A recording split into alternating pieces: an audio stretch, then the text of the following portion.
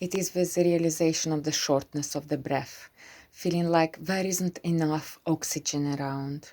I started to think about the purity of the air I breathe. I wanted me to reflect, where do I spend most of the time?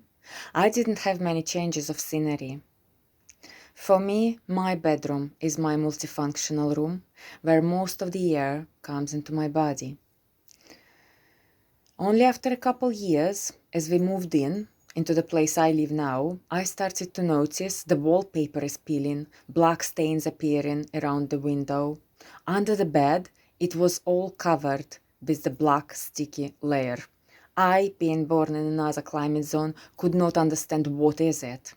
Then the information got to my attention about black mold and the harm it could do. The reason for this is the condition of humidity I haven't known of before. Humid air feels thick and dense. It makes your body work harder to breathe. You may need more oxygen and you may feel tired and short of breath. While mold and dust mites are being born in the air, a small number of mold species produce a substance called mycotoxin, which may lead to breathing problems, headaches, and other, even permanent neurological damage. I, at that point, started to consult with my family about this, whether they know anything. And thus, my sister-in-law brought to my attention that mold is living microorganism that can enter your lungs and live there. I was alarmed to hear the real story of one of her friends being diagnosed with that precise illness. The name of the condition is aspergilloma, from aspergillus mold.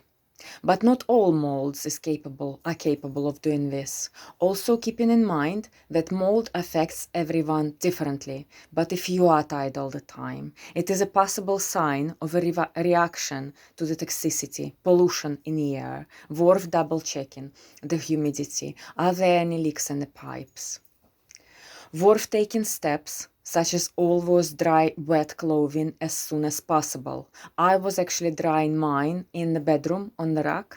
I removed that, removed the wallpaper, redecorated, thrown away the bed, kept cleaning the windowsill. Bought the air dehumidifier. Unfortunately, didn't like the noise it makes, but the air really did feel easier to breathe. Air purifier, ozone generator, UV light, and other products to consider looking into. Ozone generator I would not suggest for the room you are using. It can be harmful. However, may be placed in the shed or garage to get rid of the smell. I had mine in the fridge for preserving groceries. Now we come to the conclusion. Moisture is a reliable precursor to mold. In the event that you are fatigued, you are not fully awake during the day, mold could be the problem. If you suspect your home is infested with mold, the best thing you could do is seek the advice of the professional mold remediation specialist. They will be able to test your home and any samples to determine the species of mold and potential hazard to you. Let's create a clean environment for ourselves. Think about, where do you spend most of your time? Look around you. Are there any steps you could take to lessen the humidity? Tip: don't leave standing water. Everything should be dry. Every surface. Rooms aired regularly. Open windows for at least 5 minutes. Commit yourself to open windows every morning while you are brushing your teeth. Mold is not the only toxicity in the air, as I found out. All of my plastic boxes, fire-resistant sofa, carpets soaked or sprayed with substances that are being constantly released into the air, all pollutants. The solution would be getting second-hand furniture, where the substance considerably worn out, replacing plastic BPA toxicity with natural material. Zooming in on what is the closest to my body, clothes I wear, I've always liked cotton or wool, which are the best choices your body would accept as natural. Today's market is filled with polyester fabric. That is a form of plastic, I would avoid getting close to my skin. This is all about your body dealing with the toxicity, being bombarded with the toxicity, taking energy off you. What else do I wear that can be harmful substance? Cosmetics. I used to love drugstore, discovered so many products and have used that claimed to have such benefits as if you couldn't do without, until I hear about parabens, other agents such as preservatives, colorants that you could. Skin, being the largest organ of your body, eats everything you put on. I did the experiment of applying vitamin Z on my skin to see if it would absorb and have the same effect as if I admitted it through my mouth, and it did. So I have stopped using all the cleansing solutions, creams, lip balms, nail varnishes, makeups, perfumes.